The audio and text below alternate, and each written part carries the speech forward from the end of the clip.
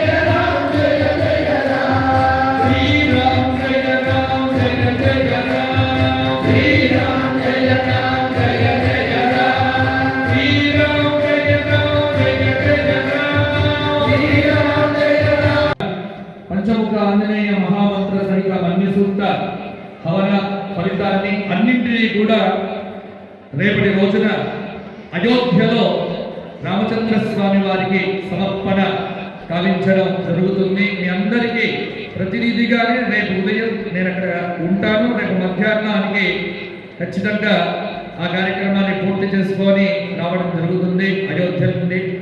అలాగే మీ అందరి చప్పట్ల మధ్య మనం మే నెల 24వ తేదీ నుండి ప్రారంభం చేస్తున్నటువంటి మన మహాభారత ప్రవచన యజ్ఞం ఏదైతే ఉందో 9 రోజుల పాటు ఆ కార్యక్రమానికి, అలాగే అయోధ్యలో ఆగస్టు 25వ తేదీ నుండి 1000 మందితో జరిగేటువంటి రామకథ, అలాగే అహోరాత్ర హనుమాన్ చాలీసా పారాయణ మహాయజ్ఞానికి కూడా నా కోరిక ఏమిటి అంటే మా వేణన్న గారు అయోధ్యకు కూడా ఒక రోజు వచ్చి మా అందరికీ మంగళాశాసనాలు ఇవ్వాలి అని మీ అందరి కరతాల ధ్వనుల మధ్య వారిని సభాముఖంగా వారిని ఆహ్వానం చేయడం జరుగుతోంది.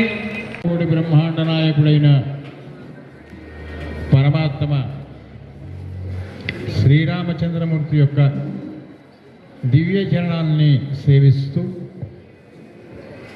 అలాగే వైదిక బృందాన్ని స్వాగతిస్తూ సుమారుగా అఖండంగా హనుమాన్ చాలీసా పారాయణ, కవచ పారాయణ ఇత్యాది హోమాది కార్యక్రమాలు వైభవంగా నిర్వహించిన భాగ్యవంతులైన మీ అందరినీ కూడా స్వాగతిస్తూ, సుమారుగా శ్రీ రామచంద్రమూర్తి ఈ లోకంలో ఎప్పుడున్నట ఆయనే అంటే సుమారు 17,50,000 సంవత్సరాల క్రితం ఉన్నాడట. 17,50,000 సంవత్సరాలకు పూర్వం ఉన్నటువంటి ఆయన జ్ఞాపకం పెట్టుకున్నామే. మనమే వాళ్ళన్నా మనని మీ నాన్నగారి పేరే చెప్తామేమో, తాతగారి పేరు చెప్తాం, ఆయన తండ్రి ఎవరు అంటే మోనండి తెలియదండి.